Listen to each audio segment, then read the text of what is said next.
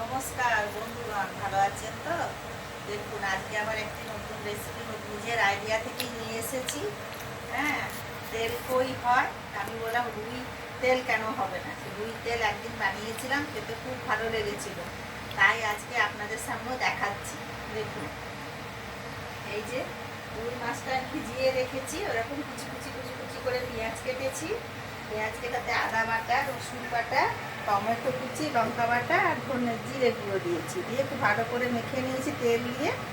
দিয়ে দেখুন মাছগুলোকে ভিজিয়ে রেখেছি, প্রায় ঘন্টা দুয়েক মতো ভিজিয়ে রেখেছি মাছগুলোকে। এরপরে দেখুন কড়াইয়ে তেল দিয়েছি, সাদা তেল, তাতে একটুখানি যে দারচিনি আর ছোটো এলাচ ফোড়ন দিলাম।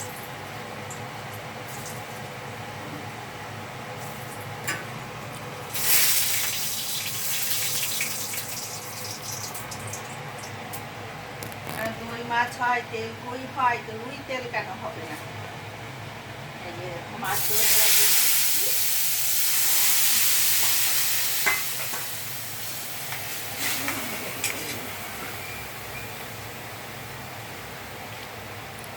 মাছগুলো দিলাম, এর ভেতরে নুন হলুদ সবই দিয়ে দিয়েছি, দিয়ে ঢাকা দিয়ে দিলাম।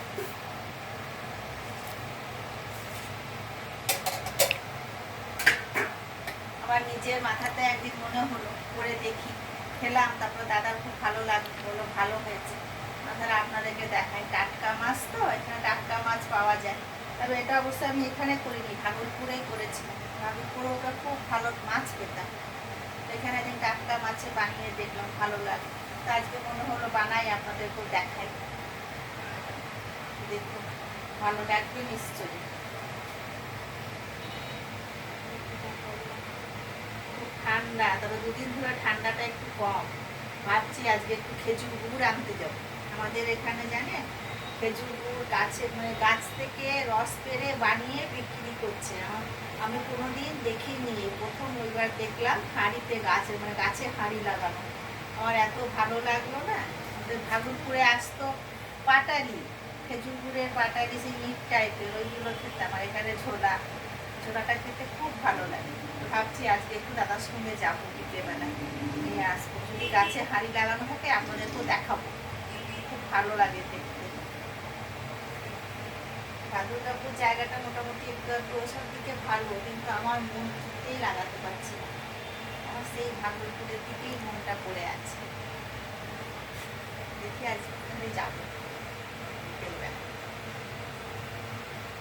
এই দেখুন বন্ধুগণ, আমাদের সামনে এখানে ফ্ল্যাটটা কতটা কাজ এগিয়ে এলো।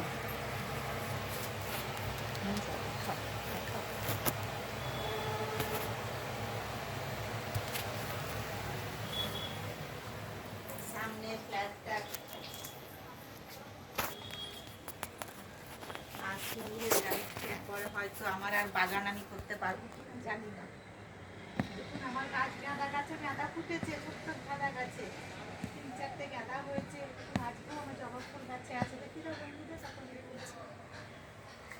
দেখুন আমার ছোট্ট বাগানে, দেখুন জবা গাছে জবা হয়েছে, গোলাপ হয়েছে, এই দিকে একটা জবা হয়েছে। একটু সাইড দাও, দেখুন এই দেখুন এখানে একটা জবা হয়েছে, এই যে জবাটাকে তুলেই নি,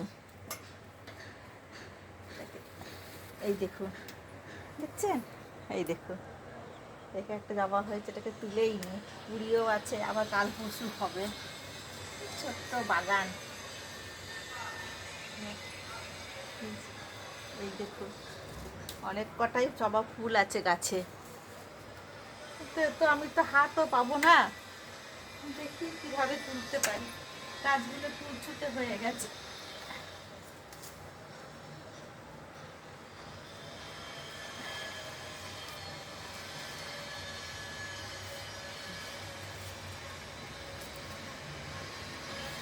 পারলাম না, হলো না আমার থেকে।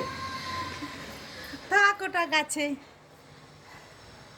ওটা গাছে আছে, গাছেই থাক। আমি যে কিছু দেখুন শো গাছ আছে, কিছু সাজানোর জন্য শো গাছ লাগিয়েছি। ফুলটা রেখে আসি ঠাকুর ঘরে।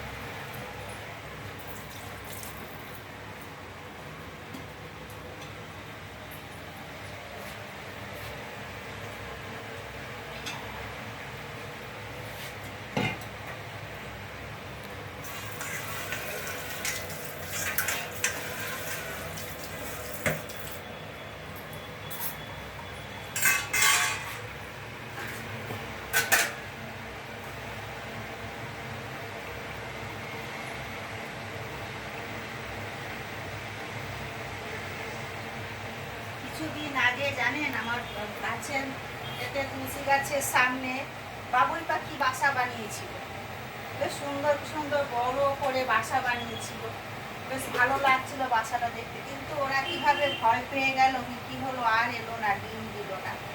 তাও বাসাটা আমি অনেক কদিনই রেখেছিলাম, তারপরে আবার আস্তে আস্তে দিয়ে করে দিলাম, সরিয়ে দিলাম। দেখতে খুব ভালো লাগতো।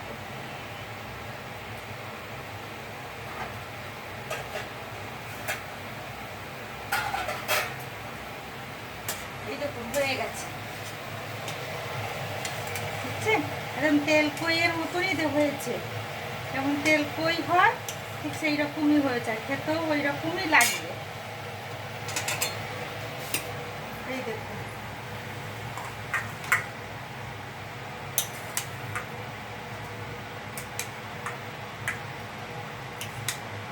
একটু তেল কইয়ের মতো হয়েছে দেখতে।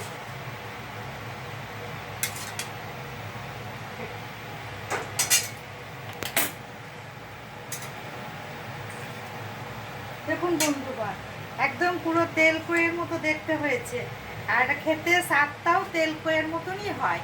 খেয়ে দেখবেন, রুই তেল বানিয়ে ভালো টাটকা রুই হলে বানাবেন, খুব সুন্দর লাগবে।